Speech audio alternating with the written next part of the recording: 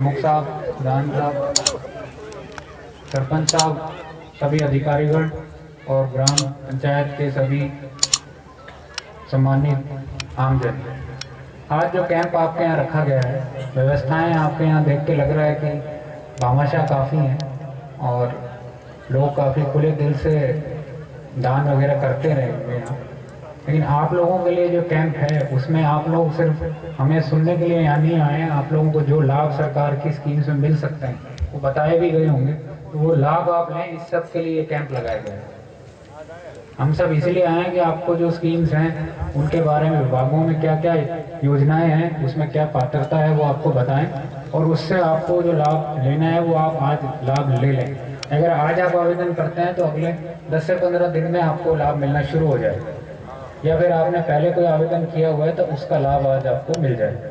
इसी के लिए ये कैंप यहाँ लगाए गए हैं। 22 विभाग हैं, विभागों के सभी अधिकारी यहाँ हैं। जो भी आपका डे टू डे जिनसे रोजाना दिनचर्या में काम पड़ता है जिन विभागों से, वो सभी यहाँ आए हुए हैं। तो आपके लिए इसलिए आए कि आप लोग जब तक आवेदन करके अगर कोई स्कीम का लाभ नहीं लेंगे, जैसे रोडवेज से बैठे हैं, अब 60 साल से ऊपर मेरे को यहाँ पे कोई 100 लोग दिख रहे हैं, कम से कम 70-80 तो होंगे, और उनके बाद 20 आवेदन अभी आए हैं। तो आपको 30% जो किराया है उसमें रियायत मिलेगी रोडवेज बस में पास बनवा लेंगे तो उसका आवेदन आप कर दीजिए।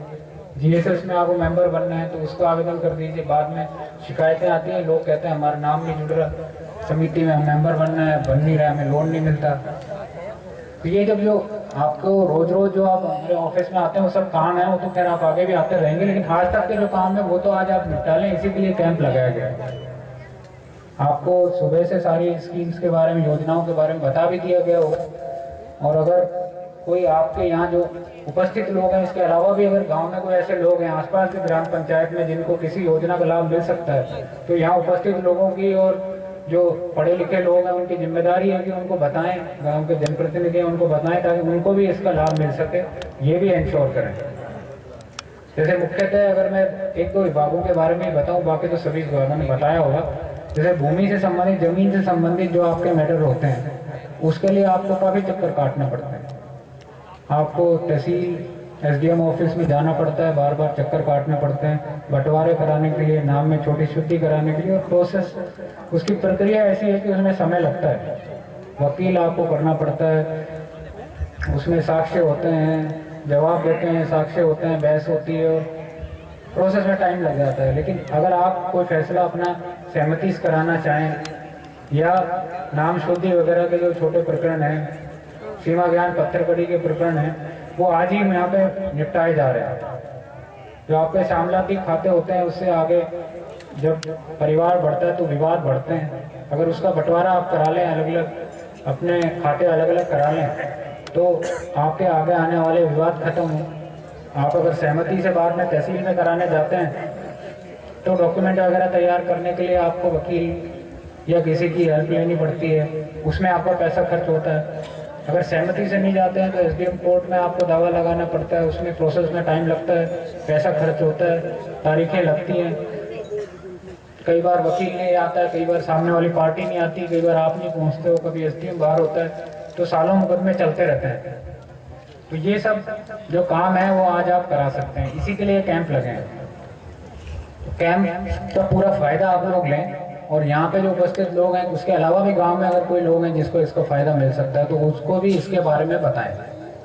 अगर आज तक आपको लाभ नहीं मिला और अब आपको लगता है कि फलाना विभाग की स्कीम में आपकी पात्रता है, दोबारा से सब लोग विभाग की स्कीम्स के बारे में बता देंगे, तो आप आज आवेदन कर दीजिए और उसमें नियमों के परिप्रेक्ष्य में आपको लाभ दिया जाएगा। और एसडीएम ये सुनिश्चित करेंगे, शिविर प्रभारी, कि 10 दिन में 15 दिन में उसको सभी विभागों के साथ रिव्यू करें, उसकी समीक्षा करके देखें कितने लोगों को उसका लाभ मिला है।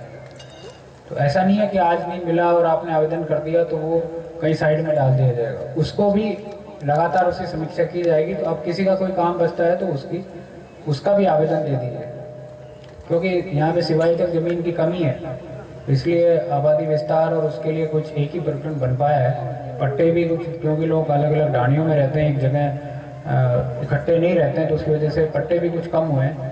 लेकिन जो भी नियमानुसार अगर आपको लगता है कि कोई पात्रता रखता है तो उसका अभी भी बता सकते हैं, शिविर प्रभारी को दें, वो इसको कराएंगे आपके काम को। इसके अलावा बहुत अच्छा हुआ कि आपके गांव में मुख्यमंत्री चिरंजीवी स्वास्थ्य बीमा योजना, जिसमें आप लोग काफ़ी लोग नहीं थे, तो आपके गांव के ही गोदारा जी ने सबका रजिस्ट्रेशन करा दिया।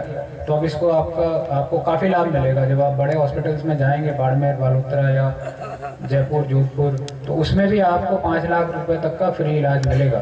तो आपके अगर आसपास गांव में कोई रिलेटिव है दूसरे गांव में, जिनका जहाँ ऐसे भामाशाह नहीं है, जो ऐसे किसी का रजिस्ट्रेशन करा दें, तो भी 850 रुपये ही लगते हैं। जिनका नाम खाद्य सुरक्षा में है वो तो पहले से जुड़ गए हैं। इसी तरह से लघु सीमांत किसान भी पहले से जुड़ गए हैं, कॉन्ट्रैक्चुअल वर्कर भी पहले से जुड़ गए हैं। लेकिन उसके अलावा कुछ लोग, क्योंकि केंद्र सरकार ने अभी नए नाम जोड़ने से रोका हुआ है खाद्य सुरक्षा में, तो नए नाम आपको पता होगा नहीं जुड़ पा रहे हैं। उसकी वजह से कई पात्रता रखने वाले लोग भी इस स्कीम में नहीं आ पा रहे हैं, उनको भी 850 रुपये देने पड़ रहे हैं। पर 850 रुपये दे के भी आप जुड़ेंगे तो ये कोई ज़्यादा बड़ा अमाउंट नहीं है, कोई ज़्यादा बड़ा पैसा नहीं है। और इसके लाभ आपको जब उस दिन देखने को मिलेंगे जब कोई हॉस्पिटल में परिवार का आदमी एडमिट होता है, प्राइवेट हॉस्पिटल में रेफ़र हो जाता है, तो लाखों रुपए का उसमें सर्जरी का और जो पैसे का सारा बिल बनता है, उसकी वजह से लोगों की ज़मीनें तक बिक जाती हैं। इसके अलावा इसमें आप जो दिखाने जाते हैं, सरकारी में तो पहले ही फ्री है, प्राइवेट में भी अगर दिखाने जाते हैं तो ओपीडी भी फ्री है। ओपीडी में भी दवाइयाँ, टेस्ट वगैरह वो भी फ्री है। भर्ती होने पे तो फ्री है ही है। तो ये भी अगर आप लोग आसपास के लोगों को, एक एक आदमी को भी प्रेरित करेंगे तो आप लोग भी 100-200 लोगों को जोड़ पाएंगे। और जिस दिन उनको ज़रूरत पड़ेगी उस दिन उनको समझ में आएगा कि ये कितनी अच्छी स्कीम थी। तो इस तरह की विभिन्न स्कीम्स हैं। जैसे यहाँ खेती होती है, डबल क्रॉप एरिया है, तो एग्रीकल्चर जो प्रोसेसिंग है, कृषि प्रसंस्करण, उसकी एक बहुत अच्छी स्कीम है। मंडी से कोई नहीं गया, मंडी से नहीं आया, उसकी बहुत अच्छी स्कीम है। कृषि विभाग को बतानी चाहिए मंडी से नहीं है तो। उसमें सब्सिडी भी मिलती है, सरकार सब्सिडी देती है। अगर आप कि कोई खेती जो उपज हो रही है, अगर उसको प्रोसेस करके उसमें कुछ करके आप बेचना चाहें, उसका कोई प्रोडक्ट बनाना चाहें, तो उसके लिए जैसे अनार के प्रोडक्ट बनाते हैं लोग, जैम बनाते हैं या जो भी बनाते हैं, इसी तरह से अगर जीरे सब बोल के भी करते हैं, यहाँ पे जो भी होता है उसका प्रोसेसिंग करना चाहें तो बैंक आपको लोन भी देता है। सरकार उसमें 50% तक आपको सब्सिडी देती है। अगर आप 50 लाख रुपए, 1 करोड़ रुपए का प्रोजेक्ट लगाते हैं, 50% सरकार उसमें पैसा देती है।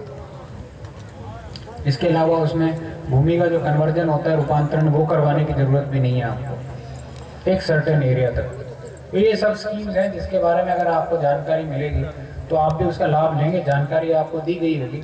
विभिन्न विभाग यहाँ मौजूद हैं। जैसे पंचायती राज विभाग की बात करें तो नरेगा में कई बार शिकायत आती है कि जॉब कार्ड मेरा बना नहीं, या मैं काम मांगता हूँ, मेरे को काम नहीं मिलता। तो इस तरह के कोई प्रकरण है तो वीडियो को, शिविर प्रभारी को बताएं। किसी के रिजेक्टेड ट्रांजैक्शन होते हैं, किसी के पैसे कई बार नहीं आते, नरेगा में काम कर लिया, अकाउंट नंबर गलत था या मोबाइल नंबर अपडेशन होता है, वो सब काम है, वो सब काम करा लीजिए।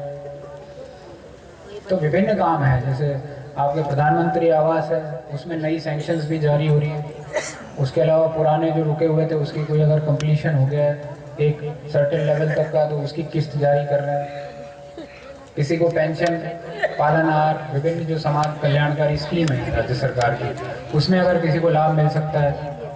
कोई 55-58 के हो गए उनको पेंशन, अगर कोई विधवा है या इस तरह से उनके बच्चे अगर पढ़ रहे हैं तो पालनहार। इस तरह से कोरोना में अगर कोई किसी की मृत्यु हो गई थी SMI, तो उसको कोरोना सहायता योजना में लाभ मिलता है। उसके अगर डॉक्यूमेंट्स वगैरह हैं तो वो दे दीजिए। इसमें पहले जिनका कोविड पॉजिटिव नहीं था उनको नहीं मिल रहा था, लेकिन अब सरकार ने अपील का एक मैकेनिज्म बनाया है जो डिस्ट्रिक्ट लेवल पे है, मेरे लेवल पे है। तो उसमें आप अपने आवेदन देंगे तो हम एक्सपर्ट से जांच करा लेंगे क्या ये कोरोना से डेथ हुई थी, और अगर वो एक्सपर्ट डॉक्टर सर्टिफाई करते हैं तो उसका भी आपको लाभ दिया जाएगा। इस तरह से जो भी विभाग बैठे हैं सभी विभागों ने बताया होगा आपको, जो भी आपको इससे लाभ मिल सकते हैं ज़्यादा से ज़्यादा लाभ लें, और जो यहाँ पे उपस्थित नहीं है लोग उनको भी बुला के इसका लाभ दिलवाएं। यही स्कीम्स की मंशा है, यही इन कैंप को रखने की मंशा है राज्य सरकार की। जो कोरोना की वजह से भी आपके काम तो पिछले कुछ समय से नहीं हो पाए थे, क्योंकि ऑफिस भी बंद थे, ट्रांसपोर्टेशन भी बंद था, लोग घरों में, लॉकडाउन लग गया था, तो